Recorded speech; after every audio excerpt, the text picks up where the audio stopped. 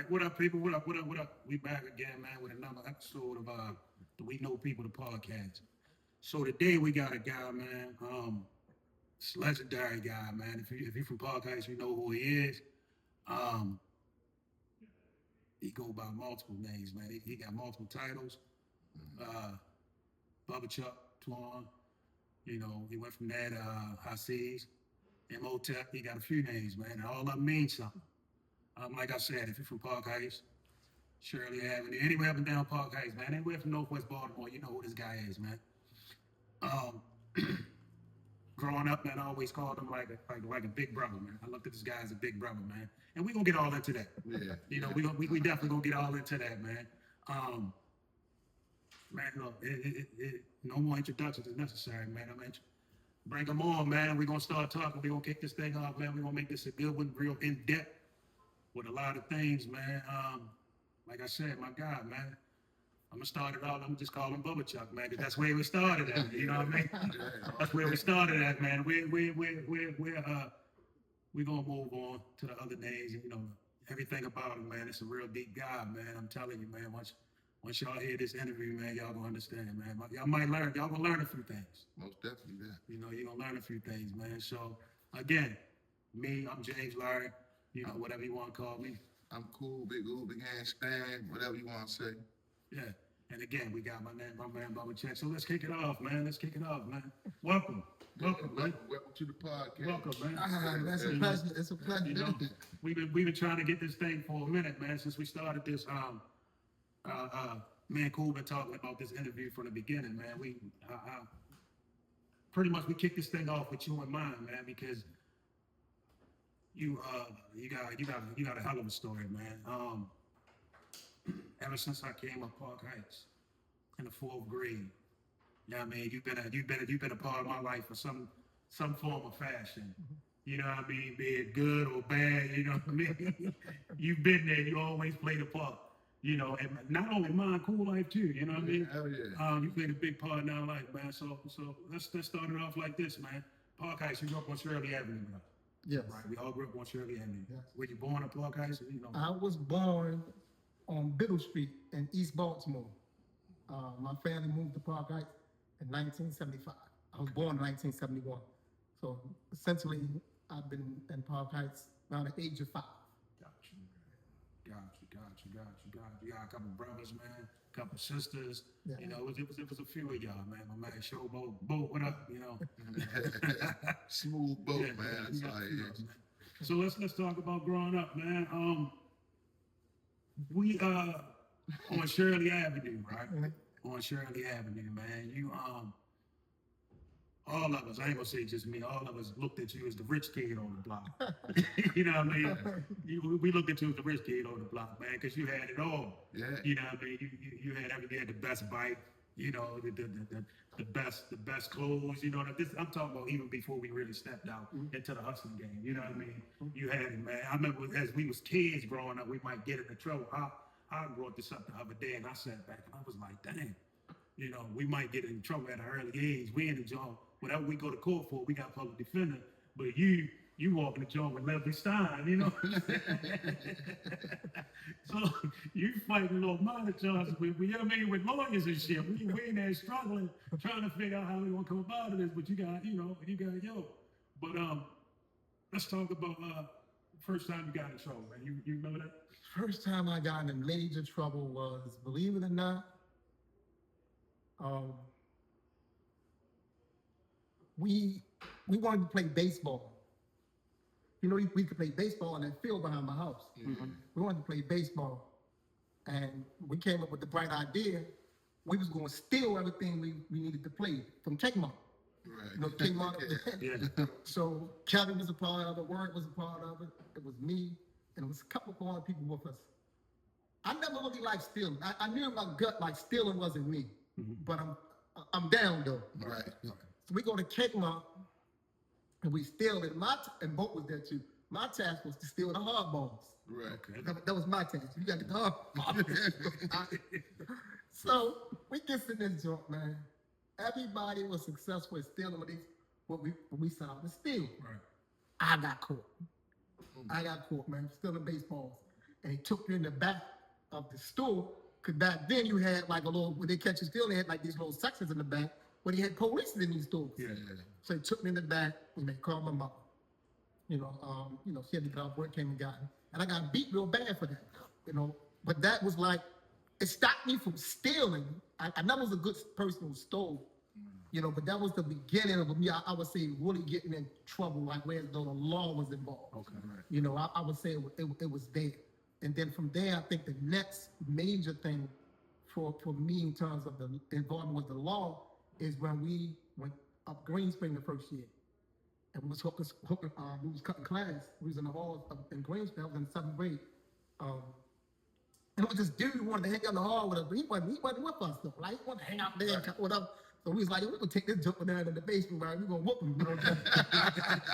Because he don't need to be around us, right? So we went around the school, because Green Spring, that bottom level was empty, wasn't up down there, right? So we take him down there and we whoop him, and he lose his watch, or someone took his watch. But the next day when he went home, his parents wanted to know where the watch was at. So he told them, that's what happened. Right. So the next day, the parents came to the school and told the principal, whatever, and they called, with a microphone, they called all our names out.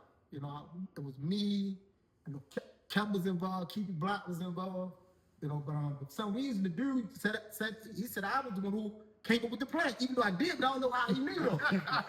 Right? Even though it was my plan, I don't know how he knew, because it wasn't something I verbalized. Right? So they locked me up for that, man. They charged me with robbery. You know what I'm saying? I was 12 years old. That was it. And then from there, it was like the floodgates was open. So you got put out of Green Spring too? I got put out, but not, my mother and all on fought with Miss Thomas, so she didn't put me out for that incident there, but I did get put out of Green Spring eventually. Okay. So that right there, that was the beginning. The beginning of the end. That was the beginning, The floodgate was open after that. Yeah. So we on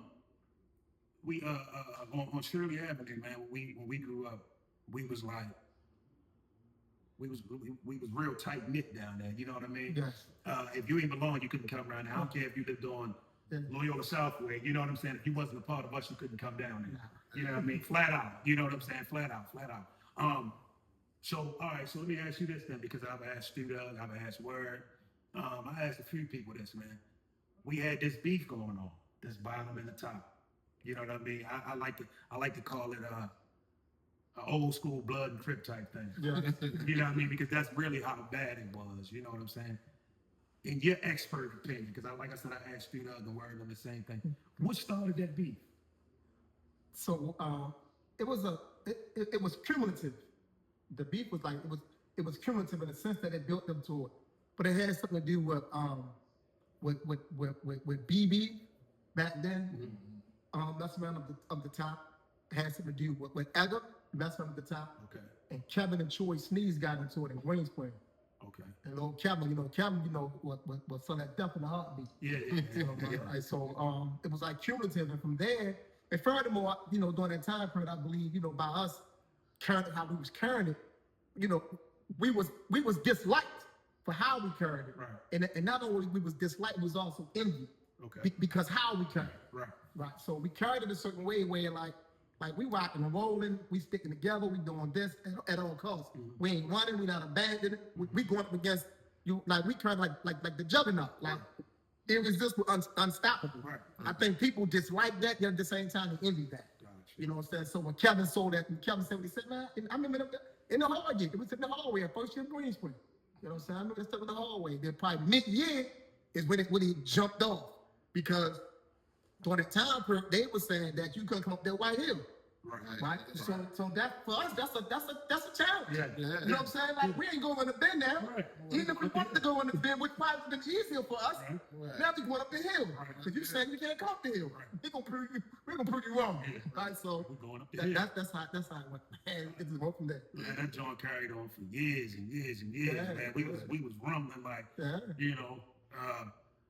I remember Edgar ended up getting shot up the wreck one night. We was kids too, man. Edgar got shot in the leg.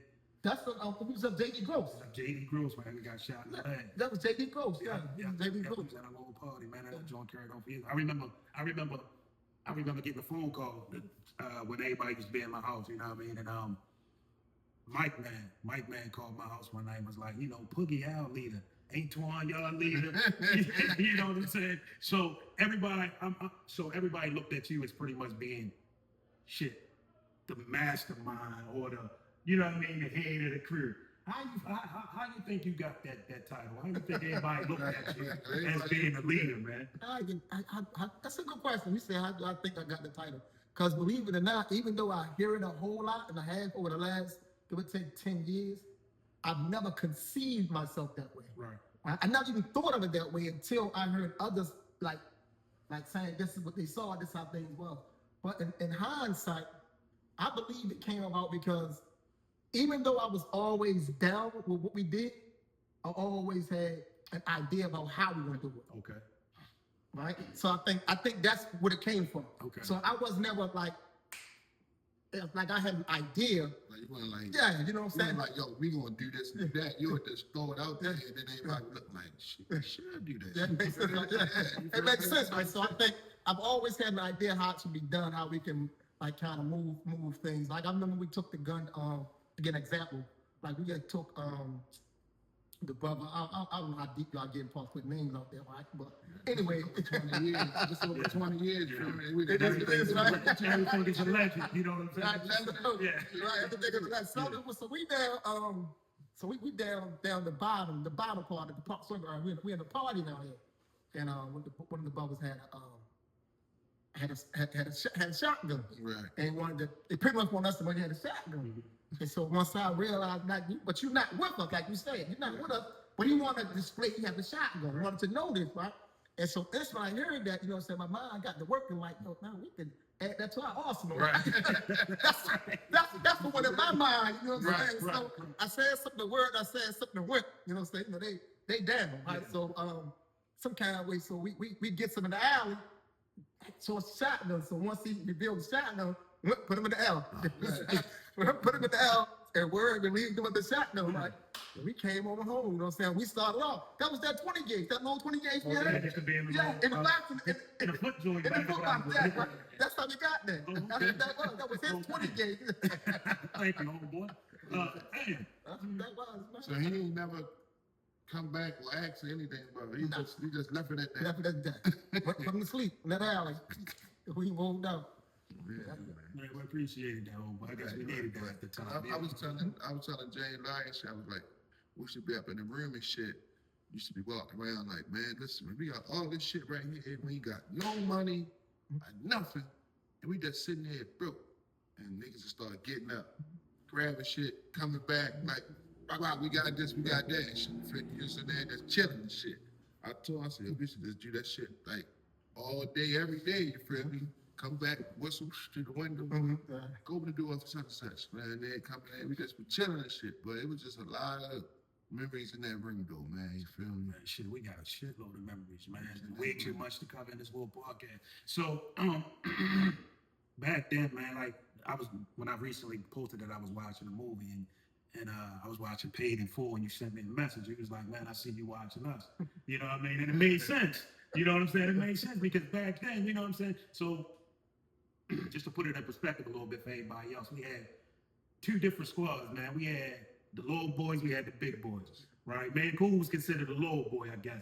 Yeah. You were, all y'all went, you know, Frankie, all y'all was considered the big boys. Yeah. And we're not talking about the stature, we just talking about the age difference. That's right. You know what I'm saying? It was the age difference. That's why we was considered the little boys and the big boys.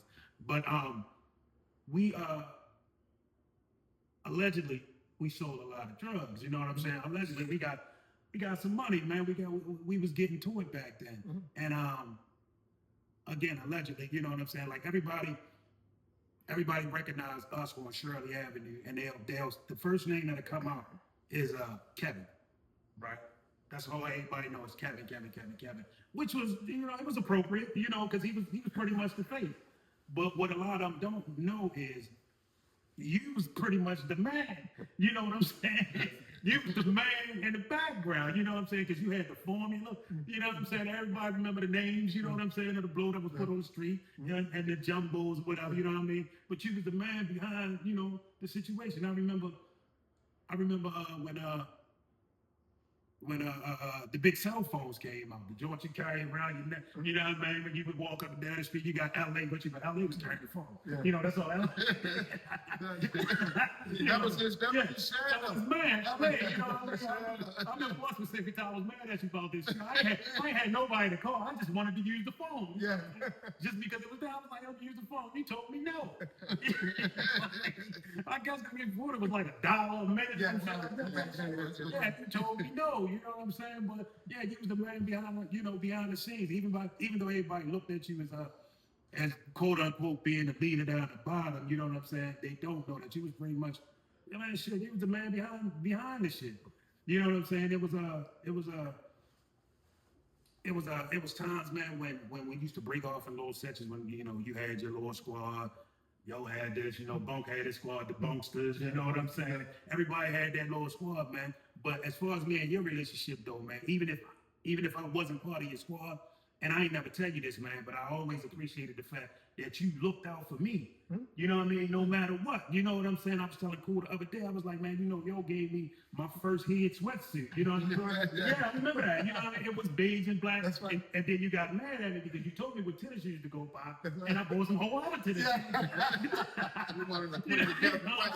Yeah, you put it together right, you know what I mean? And I didn't get the shoes you told me to get. I bought some other Jones, you know what I mean? Even down to, man, you used to give me bags of clothes. This wasn't no handout type shit. It was just that, you know what I mean? You had it, you know what I mean? And for whatever reason, I guess you looked at me like a little brother, so you stayed looking out for me, man. Even when it was time, even when we wanted to ride bikes, you know what I mean? Everybody scrambling around, I'm gonna go get this bike, I'm gonna go get this bike. I knew who bike I can come get. I come straight now when you do it, you straight give it to me with no problem. You know what I mean? And I always appreciated that, man. But so let's move forward a little bit. During that time, you know what I mean, you end up getting shot. I wasn't there. I think I'm probably been locked up somewhere because my lawyer stayed locked up. I was over East Baltimore. I mean, if you don't mind, man, let's lead up to what ended up let's talk about what led up to you getting shot on Pimlico Road that day, man. Oh boy. Let me say something. I was right there, but I was on Pinnacle Road side. They got the gray thing on John's. Yeah. And some steps. I was just standing on that. It was about 50, 60 people out there that day. Okay. I don't know why, but I wasn't there. he had already walked up Shirley, up Oswego, but I don't know if they doubled back. Yeah, man, but he'll tell you what it was. Yeah, I came back. I was with Neck. Yeah. Me and Neck was together. And Dope on the road owed me some money. Mm-hmm. And so I was like, I was like, I need to go back now. I'll go back and get this money from Dope on the road. And she was like, because she was into me like that, right? She was like, man, he ain't want, he's not gonna take your money, right? So come on, don't think I back that. So I'm like, no, let's go. I'm pushing the issue. So we come back down, like you say, back down Oswego, and you got the, like you say, you got that thing right there. So when you coming down Oswego, you can't see what's on this side, right? Because it's a block, right? You know what I'm saying? And so soon I get past there, that's when Yo and them was coming that way, right? And we kind of like met, but let's back up a little bit. So what leads up to that actually was that beef we had with the other dudes who had came up there on the block and started trying to sell dope. You know what I'm saying? So a couple of us was like, we felt like they shouldn't have been up there. Right. You know what I'm saying? So went and approached them and told them like, yo, y'all shouldn't be there. And that kind of, turned into, you know what I'm saying, the beef, the shootout, stuff like that was going on. Lil Rick from up top, remember Lil Rick? Yeah. So Lil Rick, when he found out about it, Lil Rick felt like, man, y'all shouldn't be beefing. We can kind of start. Even though, gunshot and all that stuff had already, occurred over the time period, right? So Rick came down and he got me. And he said, and I told Chucky, Chuck was Right. I said, Chuck, let's talk to Rick. So we go talk to Rick. Because Rick was trying to squash the beef at the time. So he was saying, we gonna squash this, that, none of man. He said, holla. He said, he really don't want no beef. He was like, you know what I'm saying? They was just, they felt like, the way things, how Rick approached them, but they didn't really like that, but they ain't got no problem. Because after I got shot, they was no longer up there, they left. Right. They was gone. So they was like, yo, they ain't got no problem leaving that lead. And what Chuck did in that instance is when Rick was trying to mediate things, Chuck sold some death. Okay. Right? And the death that he sold he said, yo, tell Slim when I see him, I'm gonna do bop, bop, bop, right? I tried to stop. I said, yo, I don't do that. You don't sell no death, right? But it is what it is. So that's why I got shot that very night. So as soon as Slim came back up the heights and was put on point, the death was saved. He came right down looking. So that's why when if you could record that moment, we having a conversation initially. And the conversation is where Chuck at. Okay. That's what he was asking. Okay. And I'm like, me being me, I'm like, yeah, man, I don't know the truck that, man. You know, like, going hard. Yeah. For the most part, you know what I'm saying? So the word is, I offended him. You know, so that's what he told me. Once it came out, I offended him by saying what I said. So that's what he shot me. Cause I tried to get Net out the line of fire. Right. So I actually pushed Net to try to get her, cause I didn't want to get her jammed on my stuff. Right. I had enough sense not to do that. So I pushed her, and then when I tried to run, that's when he shot me in the back. Okay. You know what I'm saying? He was like, well, matter of fact, that's what he said too. He's, well, give him this. I never forget those words. That's what he said. He said, it's what, give him this. Wow. And put that 45 on my back. Right? That's why I got that 45 on my spinal cord. That's the first bullet that hit me. So as soon as it hit me, I fell.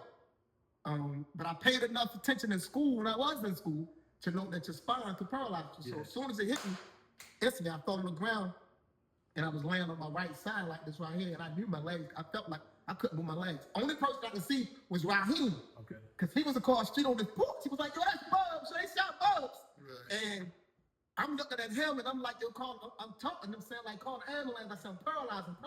Right? But I didn't know that the dude was still there. I didn't know that because I'm on my side. I see Net. She like, she crying like hysterical. I'm thinking she crying when I got shot. Right. She crying because they still standing there. Okay. I don't know they still standing there. Okay. Look, I ain't even paying no attention. I'm like, yo, they shot Bubba, they got Bugs, right? And then they shot me the second time. They shot me deep. You know what I'm saying? They shot me the second time, and then the second time I got hit, I played possum. Right. You know what I'm saying? And then they left. Yeah, I seen them right down. They must have ran from fucking something. I was standing there right by the bar. I'm looking, because there's like so many people out there. I'm like, ain't nobody right here, you feel me? I already know you had left, and it's like, other people there. I'm like, shit, they ain't gonna do nothing to me, you feel me? I don't think. Yeah. If nobody went there, they fucking ran with the guy. They ran right there. I looked right at them, like, what the fuck going on and shit? Because it shocked me. I'm like, what the fuck they doing down here? Because usually they didn't come down like that. You feel what I'm saying? I'm looking like, what the fuck? I just heard the two shots. Boom, boom. I'm like, what the fuck? I ran to my grandmother alley and shit. Came out with the fence and shit. I just heard saying that shit. I'm like, what the fuck? So I think I was already over East Baltimore, man, and I ain't hear about it until I don't know when I heard about it. You know what I mean? But I remember my first question was, is he gone? You know what I mean? And whoever I was talking to was like, no. And I believe I came to start whatever, you know, he was good, but you know, whatever happened. But so all right, so let's push forward. You made it through that, you pulled through it like a soldier. You know what I mean? You pulled through that. But again, that ain't stopped nothing that we had going on the streets. You know what I mean? We kept moving. You know what I mean? We kept everything moving. All right, so let's fast forward a little bit. Let's fast forward some years. Everybody know that we the duct tape bandits, right? And again, allegedly, I mean, we can talk about this all we want. You know, the statute of limitation is over. We can got a charge. We can went to prison. You know what I'm saying? So we can talk about we can talk about whatever we want to talk about. You know what I mean? I know me personally, I got charged. Well, I went to prison for fucking store that I ain't even go in. You know, you know what I mean? It's like they was just trying to they were just trying to close cases just trying to smash niggas. You know what I'm saying? I know I got my story because everybody asked me, yo, what made y'all start going in them stores? So this is just my version of the story. I say, all right, we was on Shirley, we was doing what we was doing, you know what I'm saying? We was jamming on the blow, you know what I mean? We ended up moving shop. Shit went crazy, you know what I mean? And then, fuck it, anybody can get it, you know what I mean? The stores, the street, whatever, you know what I mean? We can get right. So, what's your version of what led us to start going in stores and shit? That's a good question. Like once again, I told you, I just always had ideas, right? So what happened was, we went to the gold mine to go shop to buy some jewelry. Yeah. And we went to the gold mine. It was down at the time period. It was downtown on down the street from Lexington Market in that little, in the red brick street, Right. right? Right. On that corner. Between highway. Yeah, it was there, the gold mine. So we goes in the joint to buy some jewelry. What I noticed, they didn't pay us no attention. Once they saw us coming in, we was fresh, we had money. I'm paying attention like, dang, they all their guards down, right? Right. And then I was like, damn, I said, joke, and I was like, we could have robbed them. All right. And then, we sat in that room upstairs and was talking about it. We're like, let's run the theory. You know what I'm saying? So we went into cookies, If we got to the cookies, because that's going to come up, we went to another jewelry store on a Monday morning, early in the morning time.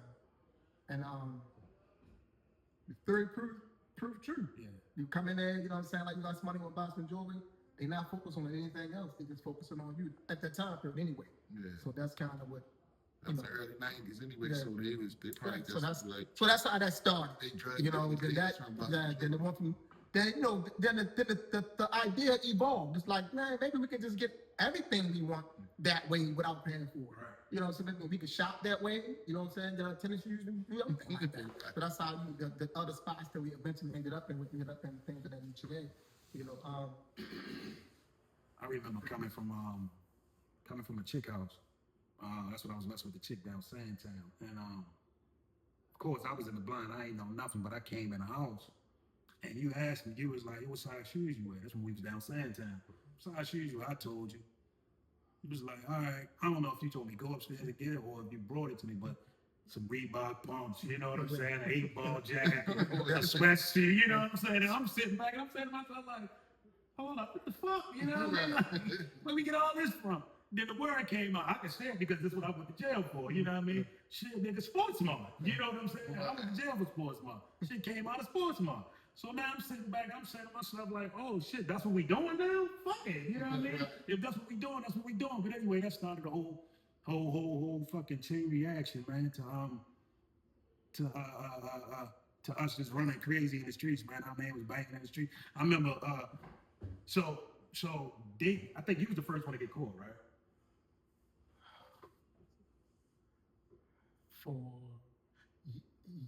Yeah. Because I got caught because of, so it was a combination. So yes. And I got caught because of the previous round, with the other dude from down Torrance, right? Because his jewelry was registered. See, his jewelry was registered because, it was Rolex. Right. So all that stuff was registered. And I had that on when we got pulled over on Park Ice and Almond Avenue. Okay. I was wearing that. So when you get arrested, they take the jewelry, they run it through. When they ran it through, it came up as being reported stolen jewelry. Right. And it was connected, you know what I'm saying? So even though I had made bail, because I made bail on it, yeah. But that morning before I got out, the other detectives was coming. They was like, we got a warrant for one of your, because I heard him, I gave him a false name and made bail. Mm-hmm. So as they're about to release me, literally, right? I heard them out front talking to the reception officer, like, we are here from homicide and detectives. We have a warrant for Butler. Right. In relation to robberies, right? Because that's the name I gave him, right? So then I tell them, I'm stupid as I don't know what back then, right? So I tell the guard that's processing me, I say, my name not Butler. I said, my real name is, I start telling my real name, like, that's not stupid you are in this speech, you know what I'm saying? So he just said, man, we got him right here, you know what I'm saying? So even though I had made bail, they took me straight downtown, man. And that was it. They ran everything and start putting other stuff together like that. I was like, man.